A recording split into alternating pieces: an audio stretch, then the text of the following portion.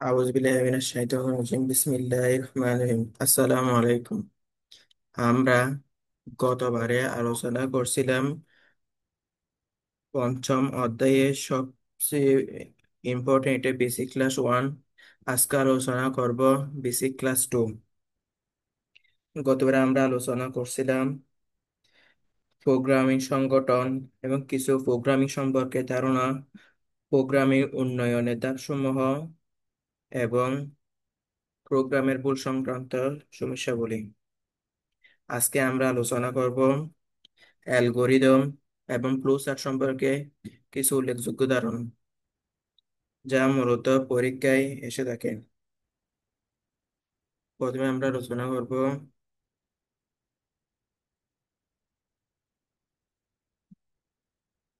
Algorithm সম্পর্কে। এখন যাই, অ্যালগরিদম মূলত কি? এটা হলো কোনো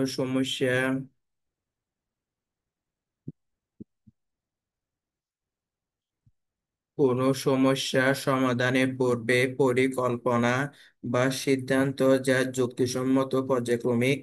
এটি মূলত আপনারা কাকে বলেও লিখতে পারেন এবং এটা এমসিকিউতে বেশি হয়ে থাকে।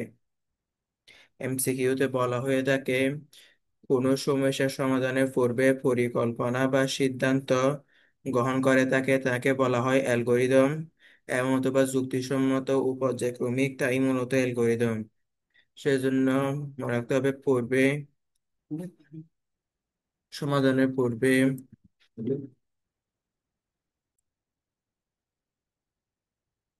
সমস্যা সমাধানের পূর্বে পরিকল্পনা করতে হবে, সিদ্ধান্ত নিতে হবে এবং যুক্তিসম্মত ও পর্যায়ক্রমিক, সেটাকে মূলত অ্যালগরিদম। এটি মূলত আপনারা মুখস্থ করে ফেলতে পারেন অথবা মনে রাখতে পারেন, যা এমসিকিউতে হয়ে থাকে, প্রশ্ন আসে। এখন দেব অ্যালগরিদম কাকে বলে, মেন সংজ্ঞাটা।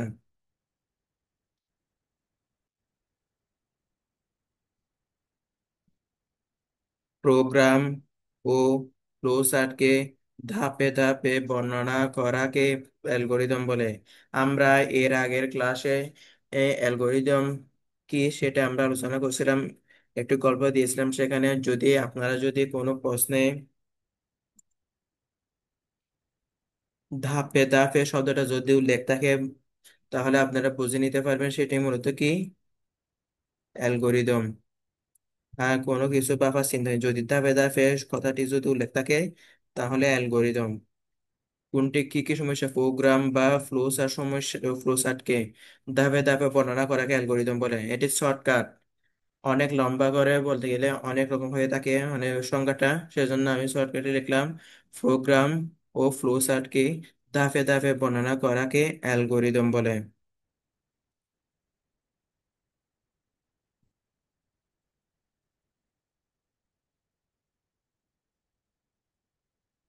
বিশিষ্ট গণিতবিদ, এই অ্যালগরিদমটা কে উদ্ভাবন করেছে? বিশিষ্ট গণিতবিদ আল খারজুমির নাম থেকে আল খারজুমির নাম থেকে অ্যালগরিদম শব্দটির উৎপত্তি হয়েছে। কার থেকে অ্যালগরিদম শব্দটি উৎপত্তি হয়েছে? বিশিষ্ট গণিতবিদ আল খারজুমির নাম থেকে। এটি মূলত পরীক্ষায় আসে না, কিন্তু জানা প্রয়োজন। যদি ভাইবা প্রশ্নতে কলেজে ভাইবাতে জিজ্ঞেস করে থাকে তাহলে আপনারা তাতে উত্তর দিতে পারবেন। বিশিষ্ট গণিতবিদ আল খারজুমির নাম থেকে অ্যালগরিদম কথাটির উৎপত্তি। এখন আমরা জানবো অ্যালগরিদমের বৈশিষ্ট্য সম্পর্কে। এই বৈশিষ্ট্যগুলো উল্লেখ থাকলে আপনারা বুঝতে পারবেন অ্যালগরিদমটা কিরকম হতে পারে। এক নম্বরটা হলো সহজবোধ্য হবে। অ্যালগরিদমটা যদি তৈরি করেন তাহলে প্রোগ্রাম এবং ফ্লো চার্টটা সহজবোধ্য হবে, মানে সহজে বুঝতে পারবেন। সহজবোধ্য হবে অ্যালগরিদম। কাজের উদ্দেশ্য সুস্পষ্ট হবে, যে আপনারা যে সমস্যাটি করবেন সেটা স্পষ্টভাবে সুস্পষ্টভাবে কাজ করতে পারবেন। কাজের উদ্দেশ্য সুস্পষ্ট হবে। এটা মূলত গ আর ঘতে এ, এ, যদি থিওরিক্যাল প্রশ্ন হয়, যদি প্রশ্ন হবে একটা থিওরিক্যাল, একটা সি প্রোগ্রামিং। সি প্রোগ্রামিং তো সি প্রোগ্রামিং সম্পর্কে আর থিওরিতে বলবে ধাপে ধাপে, এবং ধাপে ধাপে বর্ণনা করতেছে একজন লোক, সেটা বিশ্লেষণ করা। সেজন্য আপনারা সেখানে অ্যালগোরিদমের, যদি অ্যালগোরিদম সম্পর্কে যদি হয়ে থাকে, সেজন্য আপনারা অ্যালগোরিদমের বৈশিষ্ট্য এবং এই প্রথম লাইন, দ্বিতীয় লাইন, তৃতীয়, সবগুলো লিখে দিলে আপনারা ফুল ফুল নাম্বার পেয়ে যাবেন। কাজের উদ্দেশ্য হবে সুস্পষ্ট হবে, কাজের উদ্দেশ্য সুস্পষ্ট হবে। প্রত্যেক ধাপ স্পষ্ট হবে যাতে যে কোনো প্রোগ্রাম সহজে বুঝতে পারে। এই যে আমরা যেগুলো মানে ধাপে ধাপে বলছে, প্রোগ্রামটা কি মূলত ধাপে ধাপে, এই প্রত্যেকটি ধাপ স্পষ্ট হবে, মানে আমরা বলছিলাম এখানে কাজের উদ্দেশ্য সুস্পষ্ট হবে। এই সুস্পষ্ট যদি হয়, প্রত্যেকটি ধাপ যদি স্পষ্ট হয়, তাহাতে প্রোগ্রাম প্রোগ্রামার সহজে বুঝতে পারবে। যেটা, যে আমরা প্রথমে ক্লাসে বলছিলাম, যে প্রোগ্রাম তৈরি করেন, যে প্রোগ্রামিং সম্পর্কিত কাজ করেন, তাকে কি বলা হয়? প্রোগ্রামার বলা হয়। এই প্রোগ্রামার সহজে বুঝতে পারবে, প্রত্যেকটি ধাপ স্পষ্টভাবে বুঝতে পারবে, কে বুঝতে পারবে? প্রোগ্রামার। প্রোগ্রামার সহজে বুঝতে পারবেন। ব্যাপকভাবে প্রয়োগ করা সম্ভব হবে। ব্যাপকভাবে প্রয়োগ করা সম্ভব হবে। ব্যাপকভাবে কি করা সম্ভব হবে? প্রয়োগ করা সম্ভব হবে। আমরা যদি প্রোগ্রামটা যদি নির্ণয় করি, তাহলে অ্যালগোরিদমটা যদি লিখি, সেখানে কোনো প্রকার ভুল হয়েছে কিনা তা বুঝতে পারবো। প্রোগ্রামের ভুল নির্ণয় করা সম্ভব হবে। প্রোগ্রামের ভুল নির্ণয় করা সম্ভব হবে। আমরা প্রোগ্রামের ভুল পড়ছিলাম তিনটি। কি কি? লজিক্যাল এরর, সিনট্যাক্স, উপাত্ত, এবং লজিক্যাল এরর, নীতিগত ভুল সম্পর্কে আলোচনা করছিলাম। কি কি আলোচনা করলাম? Logical error, syntax error, error, এবং ডাটা এরর। সেখানে প্রোগ্রামেবল কোনো সমস্যা হচ্ছে কিনা তা আমরা জানতে পারবো। আর সর্বশেষ বৈশিষ্ট্যটা হলো প্রোগ্রাম পরিবর্তন ও পরিবর্তন সহায়তা হবে। প্রোগ্রামটা যদি আমরা যদি পরিবর্তন করতে চাই, তাহলে পরিবর্তন করাও যাবে এবং পরিবর্তনের সহায়তা হবে।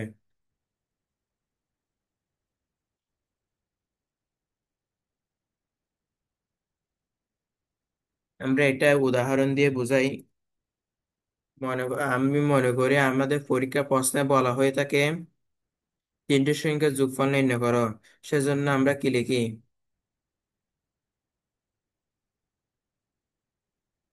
গিভেন দেন। গিভেন দেন মানে অর্থ হলো দেওয়া আছে, আমরা বললে তিনটি সংখ্যার যোগফল নির্ণয় করো। প্রথম সংখ্যা, দ্বিতীয় সংখ্যা, তিন সংখ্যা লেখা বলে।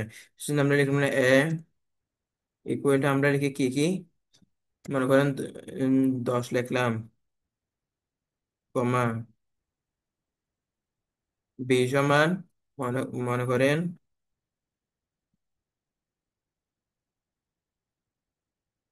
8, সি সমান মনে করেন 7।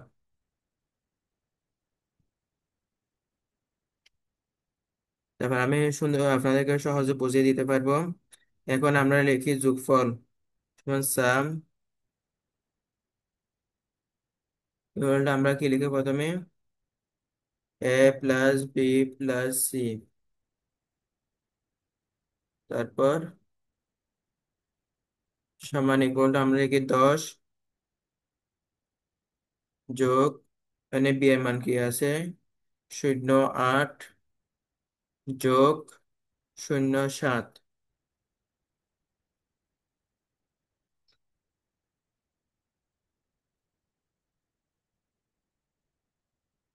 উত্তরটা হবে 25। এখন আপনাদেরকে সঠিকভাবে বোঝাতে পারবে এখন, যদি ভুল না হয়। নাকি ভুল হয়েছে মনে হয়? যোগ 10, 18, 18 আর সাথে 25, 20, 20, 21, 22, 23, 24, 25, 25, ঠিক আছে। এখন আপনাদেরকে বুঝিয়ে দিতে পারবো।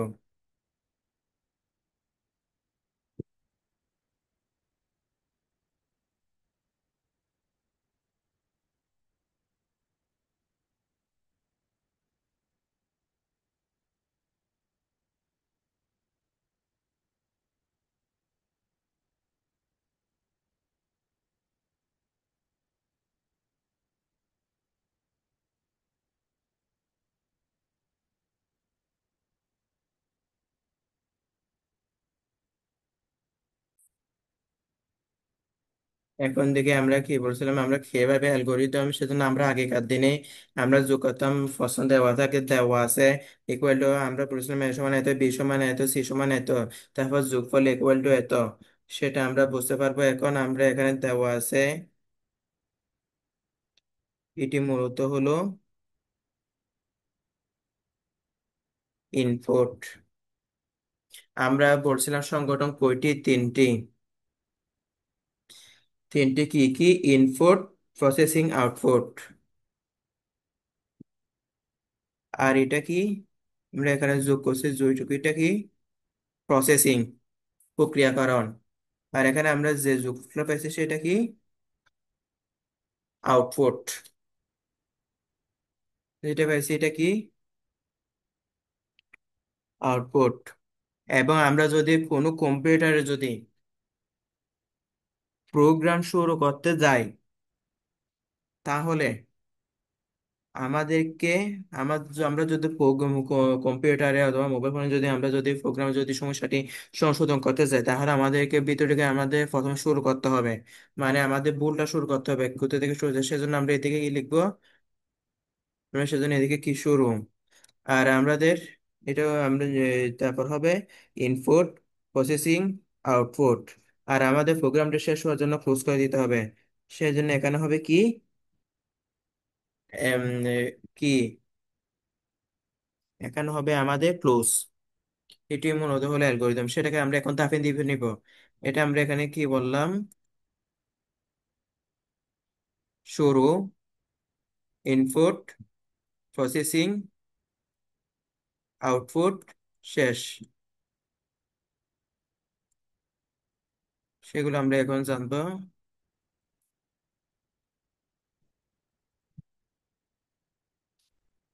উদাহরণের মাধ্যমে।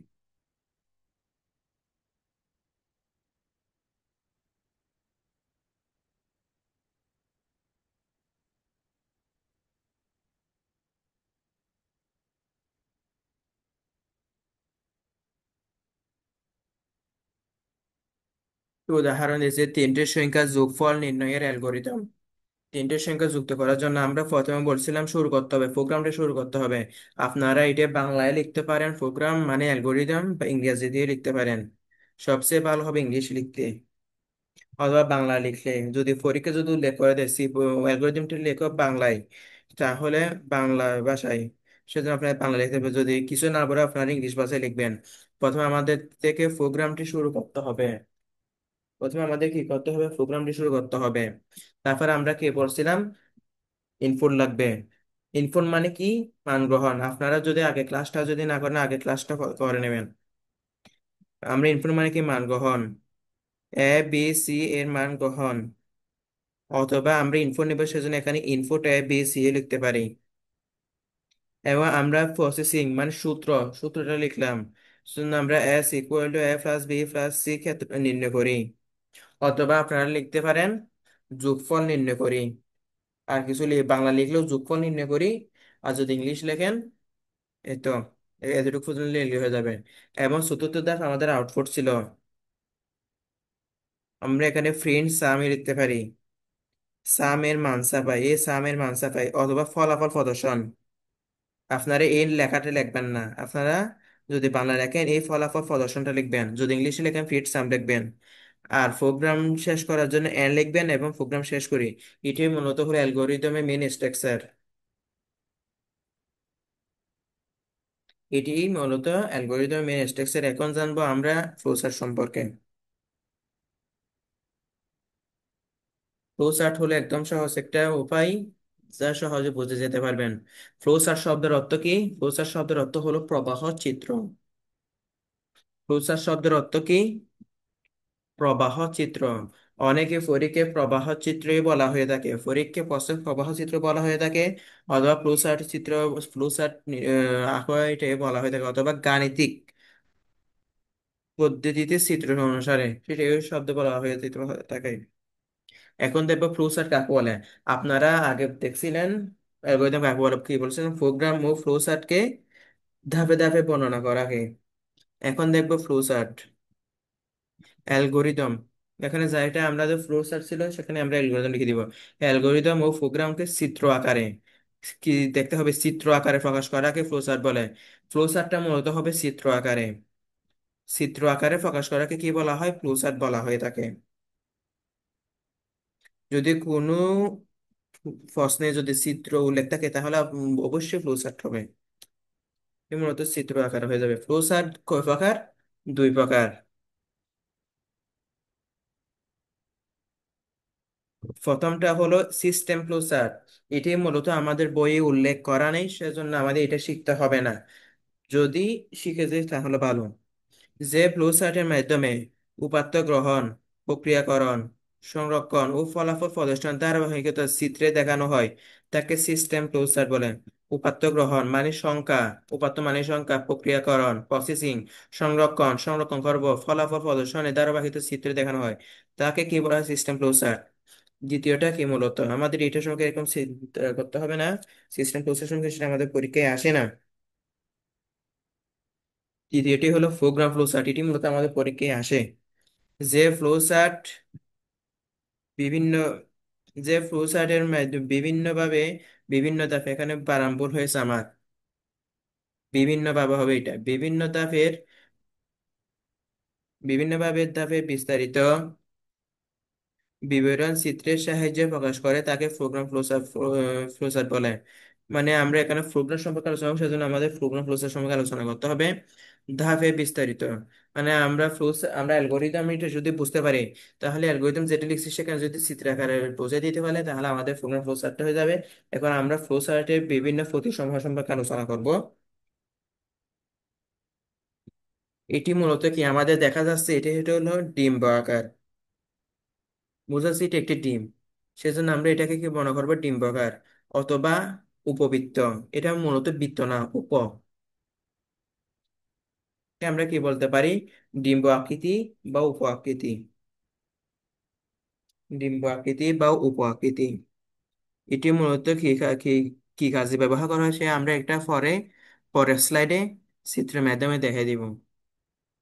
এরপর এটা হলো এটা কি আকৃতি বলে, এটা কি রকম, সামান্তরিক আকৃতি। এটি মূলত কি আকৃতি, সামান্তরিক আকৃতি। এটি মূলত কোন আকৃতি, আয়ত আকৃতি। এখানে যা যা প্রসার্টে যা যা প্রতীকসমূহ আলোচনা করা হবে সেগুলো বিশ্লেষণ করছি।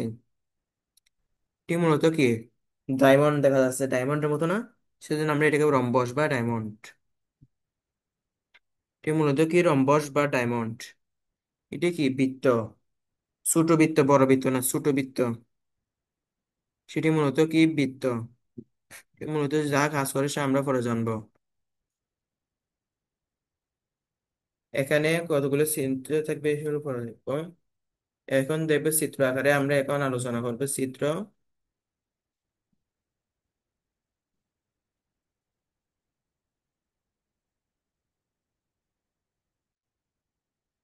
এখন দেখেন, চিত্র আকারে আর চিত্রের মাধ্যমে আলোচনা করলেই বোঝা যাবে।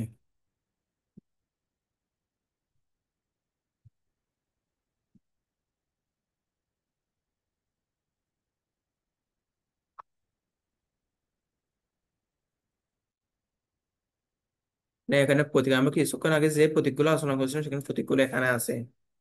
ব্যবহার, এটি কি মূলত ব্যবহার। আর উদাহরণ মানে ফ্লো চার্টে কিরকম করে করবেন সেটি। এখানে আমরা কি বলছিলাম, এটি কি আকৃতি, ডিম্ব আকৃতি বা উপবৃত্ত। এটির কাজ হলো প্রোগ্রাম শুরু বা শেষ বোঝাতে। এখানে দেখেন স্টার্ট এবং এন্ড।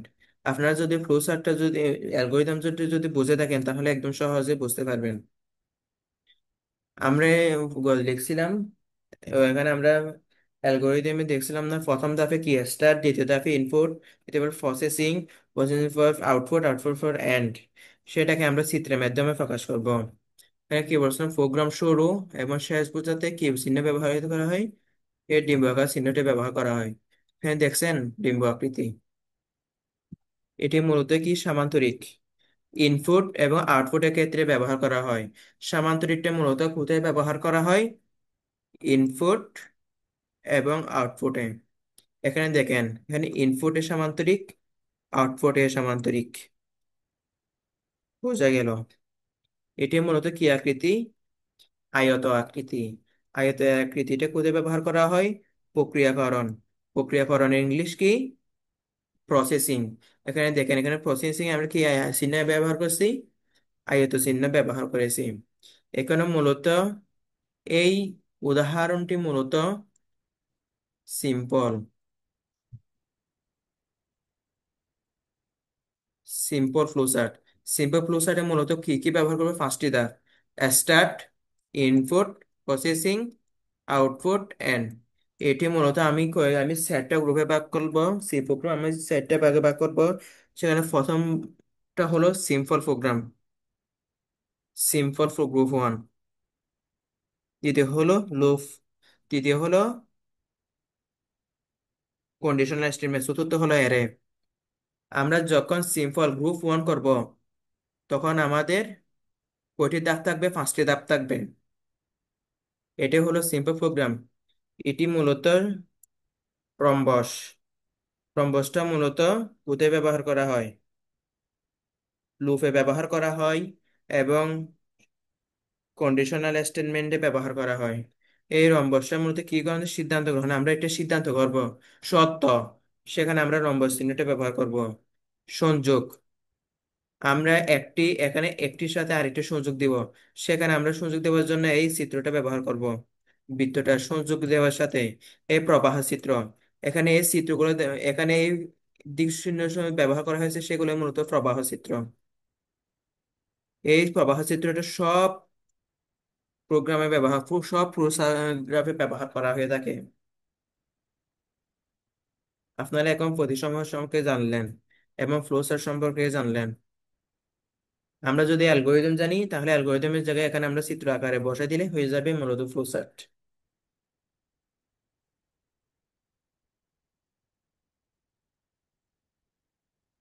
এখন আমরা আলোচনা করব প্রোগ্রাম, অ্যালগোরিদম এবং ফ্লোচার্টের পার্থক্য সম্পর্কে।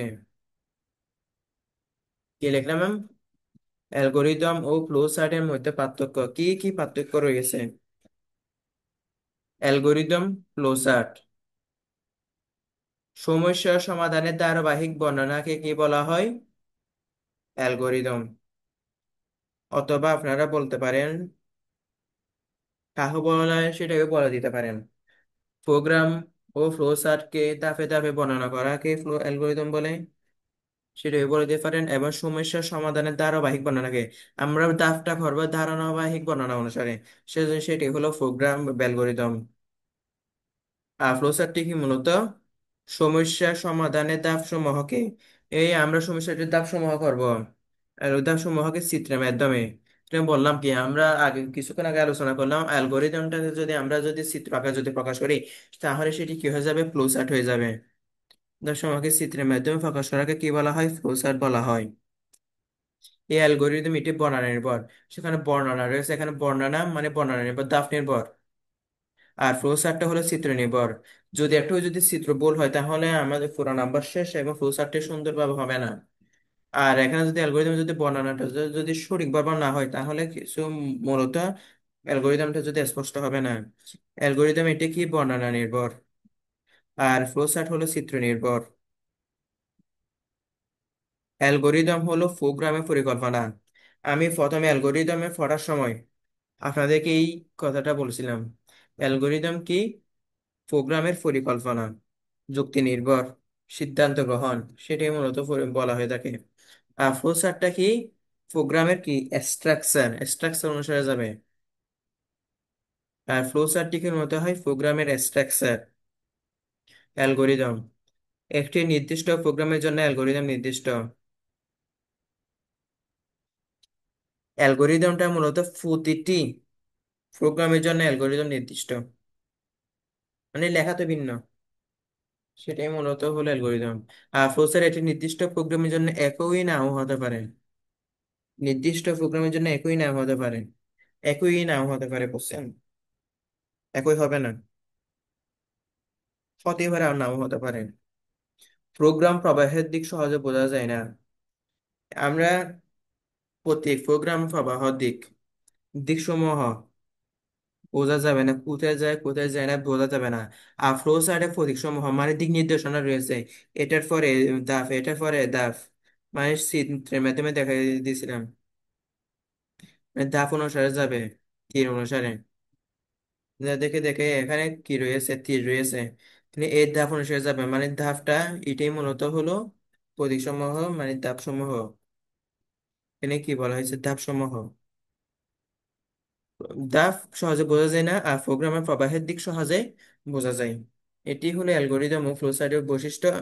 পার্থক্য, এটি মূলত গ নম্বর অথবা গ নম্বর প্রশ্ন হয়ে থাকতে পারে, অথবা খ নম্বর প্রশ্ন অনুধাবন প্রশ্নে বেশি হয়ে থাকে।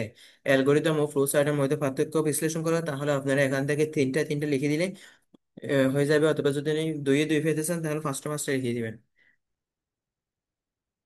এমনি তিনটে লিখলে দুইয়ে দুই পাবেন। এবং কমেন্ট বক্সে লিঙ্ক থাকবে পরীক্ষাটা দেওয়ার জন্য, গত লিঙ্ক দেওয়া ছিল কমেন্ট বক্সে। আজকের জন্য ধন্যবাদ। আসসালামু আলাইকুম।